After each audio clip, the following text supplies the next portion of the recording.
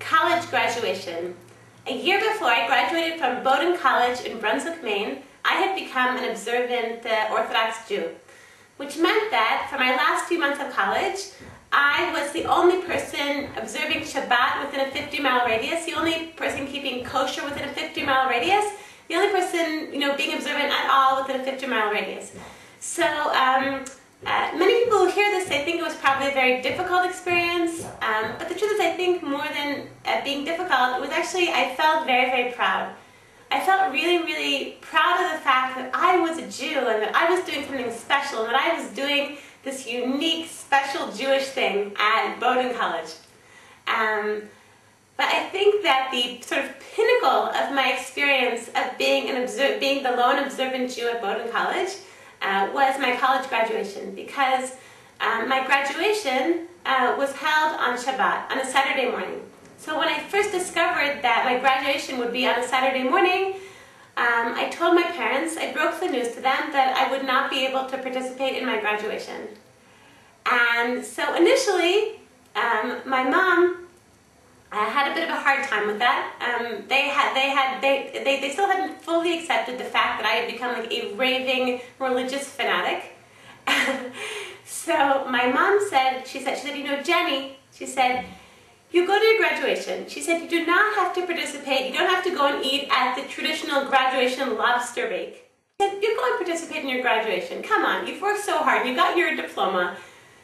But, after like a few days of talking about it, my parents realized that I was not going to budge, that I'd really, really become, a raving fanatic. There's nothing that they could do about it.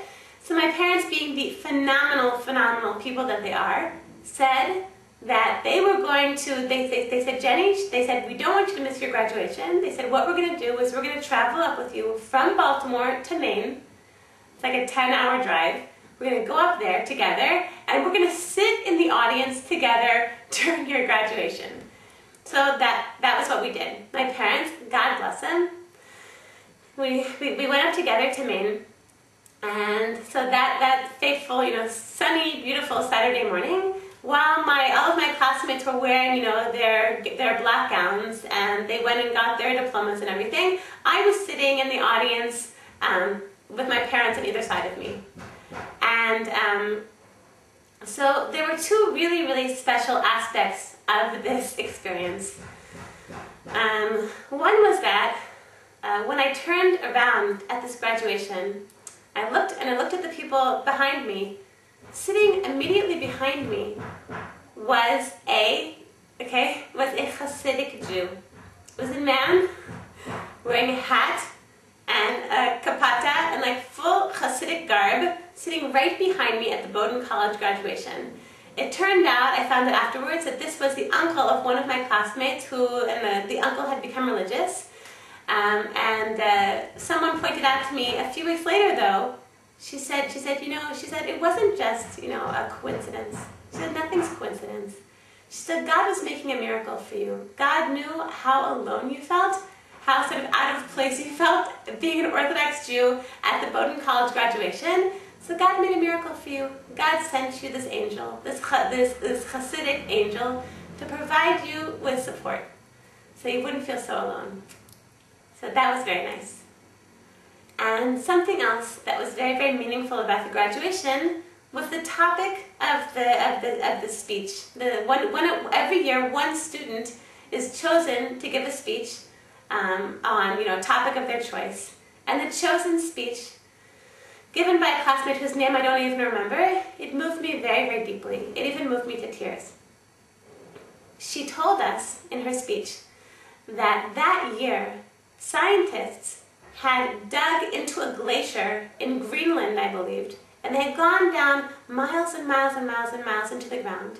And they had gone down so far that they had reached prehistoric ice. That they had reached ice that was millions and millions of years old. Let's say, from like the 6 days of creation, before humanity existed, they reached that far down. And she explained that inside this ice, they'd found something amazing. They found air. They found air from prehistory. And they broke into this bubble, And so in this bubble, she explained, she said that they discovered air that was before, as she described it, she said it was before, humanity existed, before there was pollution, before there was wars, before there was ever any little bit of suffering, was this air. And she said that more than anything in the world, she yearned one night, late at night, to break into the laboratory of these scientists and break into that and find that bubble of air, of pure, unadulterated goodness and purity, and to breathe it in just for a second. To breathe in that pure air of pure purity and goodness. And at the time, hearing this, it gave me goosebumps. It brought tears to my eyes. It moved me so deeply. And it's only now, 16 years later, looking back at that experience, that I realized that the reason it moved me so deeply is because I, sitting in my own bubble of Shabbat, that I was living, that I was existing, on that Saturday morning, amongst all of my classmates, that I was alone, sitting in my bubble. Maybe the chassid was there with me, of pure goodness, of unadulterated purity and goodness, of an existence beyond suffering.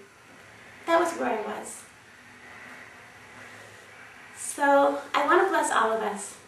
This coming Wednesday night and Thursday is going to be Tisha B'Av. And it's a day when, it's the saddest day of the Jewish year. It's a day when we remember that there used to be a place, the Holy Temple, that was a place like that bubble, but it was for the whole Jewish people. It was a place of unadulterated goodness and purity, a place where we could go, where the Jewish people could go to connect with God. It was a place full of pure holiness. And now that place doesn't exist anymore, and it's so sad for us.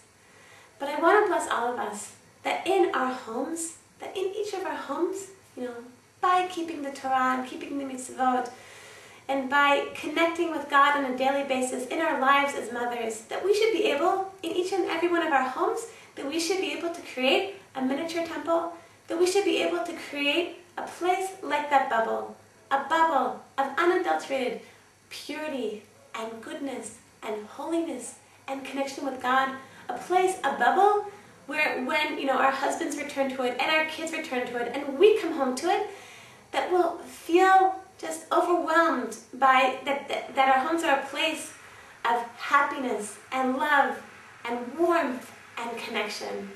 I want to bless everyone that through experiencing the mourning for the destruction of the temple and the sad time of the destruction, that we should very soon all rejoice together in Jerusalem's rebuilding.